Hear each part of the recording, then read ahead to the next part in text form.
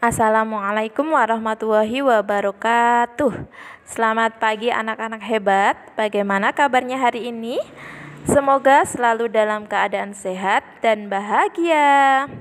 Nah, anak-anak hebat, pada pertemuan sebelumnya kita sudah belajar membaca surah, dan pada pertemuan kali ini kita akan belajar memahami arti dan isi kandungan surah Al-Alaq. Dengan tujuan pembelajaran, melalui video pembelajaran, peserta didik diharapkan mampu mengumpulkan informasi terkait isi kandungan dalam surah Al-Alaq dengan baik dan benar. Melalui video pembelajaran, peserta didik mampu menyimpulkan pelajaran yang dapat diambil dari isi kandungan surah Al-Alaq dengan baik dan benar. Dan melalui video pembelajaran, peserta didik mampu menyajikan arti dan kandungan surah Al-Alaq dengan baik dan benar. Anak-anak hebat, sebelum kita belajar pada pagi hari ini, marilah kita membaca basmalah bersama-sama. Bismillahirrahmanirrahim. Selanjutnya, mari kita simak kembali lafal surah Al-Alaq ayat 1-19. Coba kalian baca kembali, kalian ulangi kembali bagaimana membaca surah Al-Alaq dan arti dari ayat 1-19. Anak-anak hebat, berikut ini adalah penjelasan tentang surah Al-Alaq. Surah Al-Alaq adalah surah ke-96 dalam Al-Quran. Tergolong surah Makkiyah dan terdiri dari 19 ayat. Nama surah ini diambil dari kata Al-Alaq yang terdapat pada ayat kedua dalam surah Al-Alaq. Arti Al-Alaq adalah segumpal darah. Kandungan dalam surah Al-Alaq ayat 1-5. Surah Al-Alaq merupakan ayat yang pertama kali turun. Tanda diangkat sebagai nabi dan rasul. Penjelasan manusia diciptakan Allah dari segumpal darah, dan anjuran untuk senantiasa belajar. Dalam surah Al-Alaq ayat 1 menjelaskan kepada kita tentang perintah membaca. Adapun objek bacaannya adalah ayat qauliyah dan ayat kauniyah. Ayat qauliyah adalah tanda-tanda kebesaran Allah dalam Al-Quran.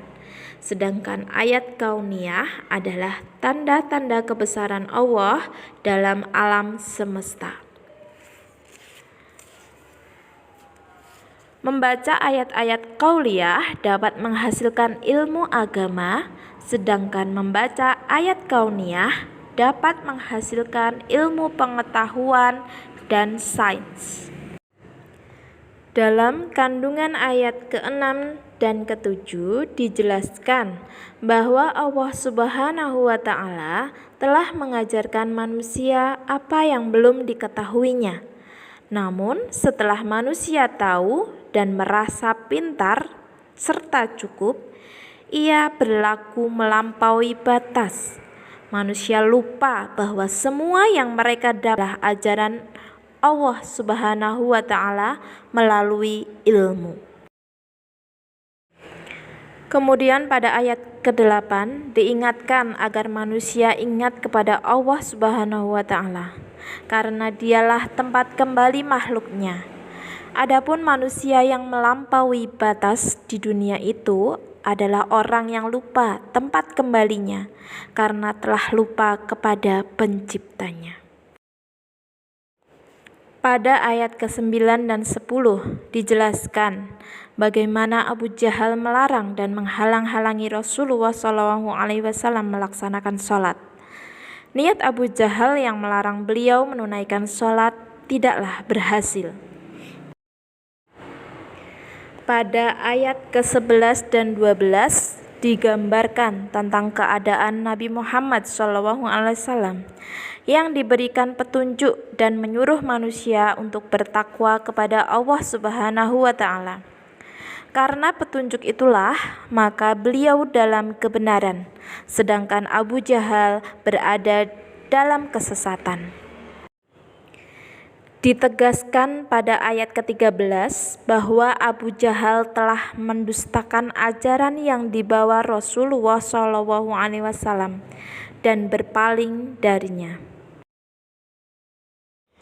Kemudian dalam ayat ke-14 dijelaskan bahwa Abu Jahal tidak mengira jika amal perbuatannya itu diketahui oleh Allah Subhanahu wa Ta'ala, karena Allah lah yang maha melihat dan maha mengetahui.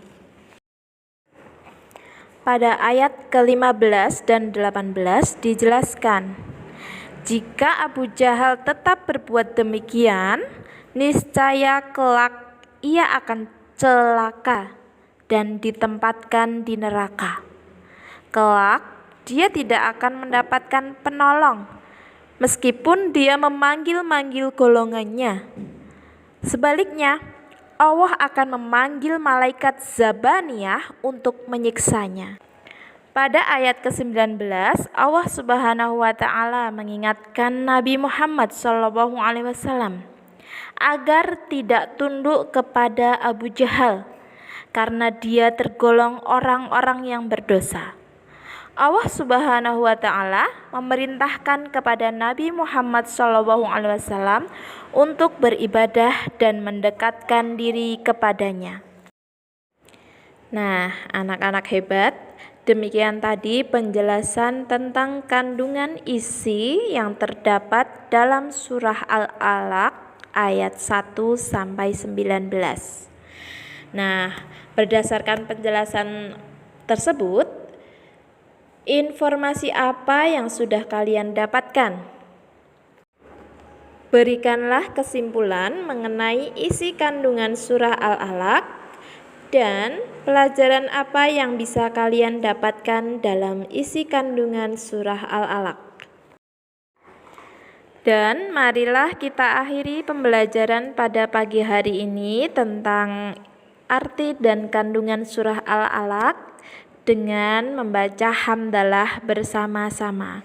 Alhamdulillahirabbil alamin. Terima kasih. Wassalamualaikum warahmatullahi wabarakatuh.